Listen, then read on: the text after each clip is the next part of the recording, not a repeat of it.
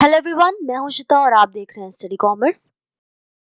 इस वीडियो में हम डिस्कस करेंगे बैंकिंग एंड फाइनेंशियल इंस्टीट्यूशन से रिलेटेड कुछ एमसीक्यूज। ये आपके यूपीएचसीएससी एग्जाम्स और अदर असिस्टेंट प्रोफेसर एग्जाम्स के पर्सपेक्टिव से इम्पोर्टेंट है। प्लस अगर आप कोई सेट एग्जाम दे रहे हैं तो वहां भी ये आपके लिए यूजफुल होंगे। यहाँ जो क्वेश्चंस हमने लिए हैं वो गुजरात सेट 2021 से लिए। तो चलिए क्वेश्चंस देख लेते हैं। फर्स्ट क्वेश्चन है, which among the following was the first bank to open a branch on foreign soil? Options हैं State Bank of India, Bank of India, Bank of Punjab या फिर इलाहाबाद बैंक। तो देखिए यहाँ पे हमारा करेक्ट ऑप्शन है B, Bank of India. Bank of India ने अपनी फर्स्ट ब्रांच जो फॉरेन में ओपन की थी वो की थी लंदन में इन द ईयर 1946। इसके अलावा यूरोपियन मेनलैंड यानी कॉन्टिनेंटल यूरोप में पेरिस में in the year 1974 bank of India की ब्रांच ओपन की गई। बैंक ऑफ इंडिया इसका एस्टैब्लिशमेंट हुआ था 7 सितंबर 1906 में। इसका हेडक्वार्टर है मुंबई में। इसके अलावा अदर बैंक्स के बारे में भी देख लेते हैं। स्टेट बैंक ऑफ इंडिया यानी कि एसबीआई 48 लार्जेस्ट बैंक है वर्ल्ड में। अगर हम एसबीआई की ओरिजिन की बात करें तो एसबीआई की ओरिजिन आती है with the establishment of bank of Calcutta in the year 1806। Bank of Calcutta के एस्टैब्लिशमेंट के बाद कुछ और बैंक्स थे। बैंक ऑफ बॉम्बे ये एस्टैब्लिश किया गया इन द ईयर 1840 और थर्ड था बैंक ऑफ मद्रास, ये एस्टैब्लिश किया गया इन द ईयर 1843। तो ये तीन बैंक थे, bank of Calcutta, bank of Bombay और बैंक ऑफ मद्रास। फर्दर इन्हें एज प्रेसिडेंसी बैंक कहा गया। इन तीनों बैंक्स का अमलगमेशन किया गया और बनाया गया इंपीरियल बैंक ऑफ इंडिया। इसकी एस्टैब्लिशमेंट की गई 27 जनवरी 1921 को। Further All India Rural Credit Survey Committee इसके रेकमेंडेशन पर एसबीआई का फॉर्मेशन किया गया। इसने रेकमेंड किया कि एक स्टेट स्पॉन्सर्ड बैंक होना चाहिए जिसके थ्रू एसबीआई बनाया गया, यानी जो इंपीरियल बैंक ऑफ इंडिया था फर्दर ये चेंज किया गया और एसबीआई बनाया गया 1 जुलाई 1955 में। इसके अलावा थर्ड ऑप्शन यहाँ बैंक ऑफ पंजाब है। Bank of Punjab is a public sector bank situated in Lahore. Next है इलाहाबाद बैंक। इलाहाबाद बैंक बनाया गया था 24 अप्रैल 1865 में। इसका हेडक्वार्टर है कोलकाता में। इसके अलावा यहाँ भी एक और इम्पोर्टेंट बात है, एसबीआई का हेडक्वार्टर है आपका मुंबई में। इलाहाबाद बैंक की बात करें तो 1969 में नेशनलाइजेशन किया गया इसका और 2020 में in the year 2020 it was merged with Indian Bank. तो first bank to open foreign branch was Bank of India. तो यहाँ ऑप्शन बी करेक्ट होगा। नेक्स्ट क्वेश्चन है, what is the minimum amount of RTGS transactions under retail internet banking? Options है ₹5 लाख, ₹2 लाख, ₹10 लाख या फिर ₹1 लाख। तो real time gross settlement में real time का मतलब होता है processing the instructions at the time they are received, यानी जिस समय इंस्ट्रक्शन रिसीव हुआ उसी टाइम उसको प्रोसेस करना, रियल टाइम में प्रोसेस करना। दूसरा है gross settlement of fund transfer instructions individually जो फंड ट्रांसफर के इंस्ट्रक्शंस हैं उसको सेटल डाउन करना। तो आरटीजीएस क्या है, ये एक ऐसा कंटिन्यूअस और रियल टाइम सेटलमेंट सिस्टम है जहां पर जो फंड ट्रांसफर है वो इंडिविजुअली किया जाता है और ट्रांजैक्शन बाय ट्रांजैक्शन किया जाता है। जो सेटलमेंट किया जाता है वो किया जाता है ट्रांजैक्शन बाय ट्रांजैक्शन। यहाँ पर कोई भी नेटिंग नहीं होती है, यानी बैचेस बना करके इकट्ठा करके सेटलमेंट नहीं किया जाता है, बल्कि इंडिविजुअली जैसे जैसे इंस्ट्रक्शन आता है फंड ट्रांसफर का वैसे वैसे रियल टाइम में फंड ट्रांसफर किए जाते हैं। आरटीजीएस डिफरेंट है फ्रॉम एनईएफटी। एनईएफटी का मतलब होता है नेशनल इलेक्ट्रॉनिक फंड ट्रांसफर। एक पर्टिकुलर टाइम तक जो ट्रांजैक्शंस रिसीव होते हैं उनको क्या किया जाता है, बैचेस में प्रोसेस किया जाता है। जबकि आरटीजीएस में क्या किया जाता है, in real time as the instruction is received वैसे वैसे इंडिविजुअली उनको सेटल किया जाता है, ना कि बैचेस में। 14 दिसंबर 2020 से आरटीजीएस अवेलेबल है आपके लिए 24/7/365 डेज, यानी 24 घंटा, हफ्ते के 7 दिन, पूरे साल आरटीजीएस अवेलेबल है विद इफेक्ट फ्रॉम 14 दिसंबर 2020। जो मिनिमम लिमिट है आरटीजीएस की वो है ₹2 लाख, और कोई भी अपर लिमिट नहीं है, कोई भी अपर लिमिट या अपर सीलिंग नहीं है। तो आरटीजीएस की जो मिनिमम अमाउंट है ट्रांजैक्शन की वो है ₹2 लाख। तो ऑप्शन बी यहां पर आपका करेक्ट होगा।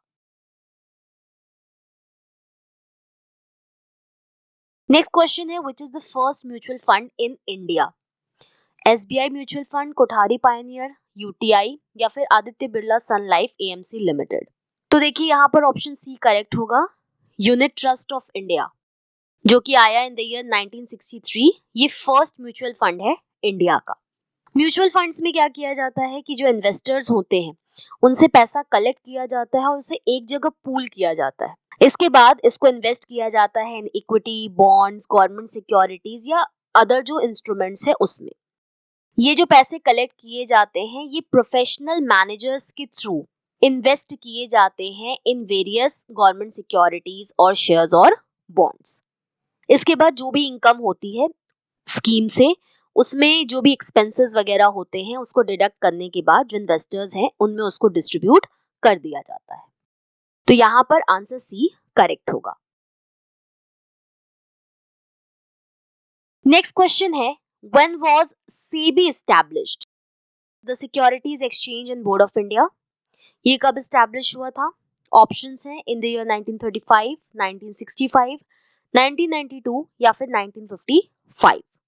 तो देखिए सेबी ये कॉन्स्टिट्यूट हुआ था as non statutory body on 12 April 1988। 1988 में इसको स्टैब्लिश किया गया था as a non statutory body. बाद में इसको स्टैब्लिश किया गया as statutory body in the year 1992 और ये इफेक्ट में आया फ्रॉम 30 जनवरी 1992। स्टैट्यूटरी बॉडी का मतलब है क्रिएटेड बाय पार्लियामेंट। इसके अलावा सेबी का हेडक्वार्टर मुंबई में है। जो बेसिक फंक्शन है सेबी का वो है जो इन्वेस्टर्स हैं उनके इंटरेस्ट को सिक्योर करना, उनके इंटरेस्ट को प्रोटेक्ट करना।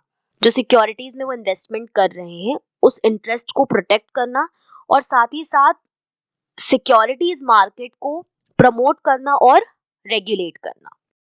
सेबी की चेयरपर्सन है श्रीमती माधवी। ये फर्स्ट वुमेन चेयरपर्सन है जो सेबी को लीड कर रही है। तो यहाँ पर ऑप्शन सी करेक्ट हो जाएगा। In the year 1992 SEBI was established.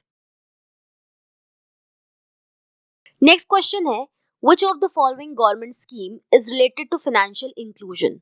Options हैं पीएमजेबीवाई, उज्ज्वला योजना, पीएमजेडीवाई या फिर पीएम उदय। तो फाइनेंशियल इंक्लूजन का मतलब है कि जो बेसिक बैंकिंग और फाइनेंशियल सर्विसेज हैं वो सोसाइटी के सभी इंडिविजुअल्स को प्रोवाइड करना विदाउट एनी डिस्क्रिमिनेशन, यानी सभी तक बैंकिंग और फाइनेंशियल सर्विसेज पहुंच सके। प्लस जो एक्सप्लॉयटेशन होता है इंडिविजुअल्स का उसको रोका जा सके, ये भी फाइनेंशियल इंक्लूजन का एक एम है। तो फाइनेंशियल इंक्लूजन के लिए वर्क करता है यहाँ पर पीएमजेडीवाई, प्रधानमंत्री जन धन योजना। ये क्या है? ये एक नेशनल मिशन है फाइनेंशियल इंक्लूजन के लिए। जो भी फाइनेंशियल प्रोडक्ट्स हैं, सर्विसेज हैं, वो सभी इंडिविजुअल्स को मिल सके एट अफोर्डेबल कॉस्ट। ये प्रोग्राम लॉन्च हुआ था ऑन 28 अगस्त 2014। नेक्स्ट क्वेश्चन है, cost inflation index for the financial year 2023-24 notified by ministry of finance is? Options हैं 289, 301, 348 या 280। तो देखिए कॉस्ट इन्फ्लेशन इंडेक्स इन्फ्लेशन को मेजर करने के लिए यूज किया जाता है और बेसिकली इसको यूज किया जाता है लॉन्ग टर्म कैपिटल गेन के केस में। जब हम कोई एसेट बेचते हैं तो उस टाइम उसमें लॉन्ग टर्म कैपिटल गेन कितना आ रहा है इसको जानने के लिए कॉस्ट इन्फ्लेशन इंडेक्स का यूज किया जाता है। इसकी कैलकुलेशन के लिए जो बेस ईयर है उसको लिया जाता है ईयर 2001 एंड 2002। 2 को। एज पर the notification of Central Board of Direct Taxes 2023-24 के लिए जो कॉस्ट इन्फ्लेशन इंडेक्स है वो है 348। तो यहां पर ऑप्शन सी करेक्ट होगा, 348। नेक्स्ट क्वेश्चन है which is the largest cooperative bank spread over many states in India. Option है Saraswat cooperative bank, Cosmos cooperative bank limited, SVC cooperative bank limited या फिर भारत कोऑपरेटिव बैंक लिमिटेड। तो यहाँ पर देखिए option A correct होगा, Saraswat cooperative bank. ये एक ऐसा कोऑपरेटिव बैंक है जो इंडिया के कई सारे स्टेट्स में आपको देखने को मिलता है। ये one of the largest urban cooperative bank है। ये 6 स्टेट्स में फैला हुआ है, 6 स्टेट्स में आपको ये बैंक मिल जाएगा। ये एस्टैब्लिश किया गया था इन the year 1918। Cosmos cooperative bank limited ये बनाया गया था 1906 में और इसका हेडक्वार्टर है पुणे में। सारस्वत बैंक का हेडक्वार्टर है मुंबई में। एसवीसी कोऑपरेटिव बैंक को भी 1906 में बनाया गया था और इसका भी हेडक्वार्टर मुंबई में है। और भारत कोऑपरेटिव बैंक लिमिटेड इसको एस्टैब्लिश किया गया था इन द ईयर 1978। कोऑपरेटिव बैंक्स वो बैंक्स होते हैं जो मेंबर्स के थ्रू बनाए जाते हैं और वो जो मेंबर्स हैं वही ओनर्स भी होते हैं और कस्टमर भी होते हैं बैंक के, यानी cooperative bank serves to their members. ये रजिस्टर्ड होते हैं under the cooperative societies act 1955 और कोऑपरेटिव बैंक्स को रेगुलेट करती है Reserve Bank of India. Next question है IPPB in banking denotes. Options हैं Indian public personal banking, India post payments bank, India post public bank या Indian public payments bank. तो IPPB का मतलब है इंडिया पोस्ट पेमेंट्स बैंक, यानी कि option B यहाँ करेक्ट होगा। इसको स्टैब्लिश किया गया है under the ministry of communication, founded on 30 जनवरी 2017। इसका हेडक्वार्टर है न्यू दिल्ली में। इसमें 100% इक्विटी जो है वो ओन करती है गवर्नमेंट ऑफ इंडिया। इंडिया में कई ऐसी जगह है जहां बैंक्स नहीं पहुंच पाते हैं, तो उनको ध्यान में रखते हुए इंडिया पोस्ट पेमेंट बैंक को बनाया गया, सभी को बैंकिंग सर्विसेज मिल सके। ये डिपॉजिट्स भी एक्सेप्ट करते हैं, इसके अलावा मोबाइल बैंकिंग और जो अदर सर्विसेज हैं वो भी प्रोवाइड करते हैं। ये 3 तरीके की सेविंग बैंक्स अकाउंट ऑफर करते हैं। पहला है रेगुलर अकाउंट जिसको कहा जाता है सफल। दूसरा है basic saving bank deposit account जिसको कहा जाता है सुगम। और तीसरा है BSBDA स्मॉल, BSBDA मतलब basic saving bank deposit account, इसको कहा जाता है सरल। तो सफल, सुगम, सरल ये 3 तरीके के सेविंग बैंक अकाउंट्स हैं जो India post payment bank offer करता है। और करंट और सेविंग बैंक अकाउंट में जो मैक्सिमम लिमिट है वो है ₹1 लाख की and it is governed by Reserve Bank of India. Next question है minimum required paid up capital for opening a payment bank according to RBI is. Options हैं ₹500 करोड़, ₹100 करोड़, 300 करोड़ या ₹200 करोड़। तो एक पेमेंट बैंक बनाने के लिए जैसे कि एयरटेल पेमेंट बैंक हो गया या फिर इंडिया पोस्ट पेमेंट बैंक हो गया, IPPB, ये क्या करते हैं कि बाकी बैंक्स की तरह ही काम करते हैं। रिस्ट्रिक्टेड या लिमिटेड स्केल होता है जिस पर ये काम करते हैं।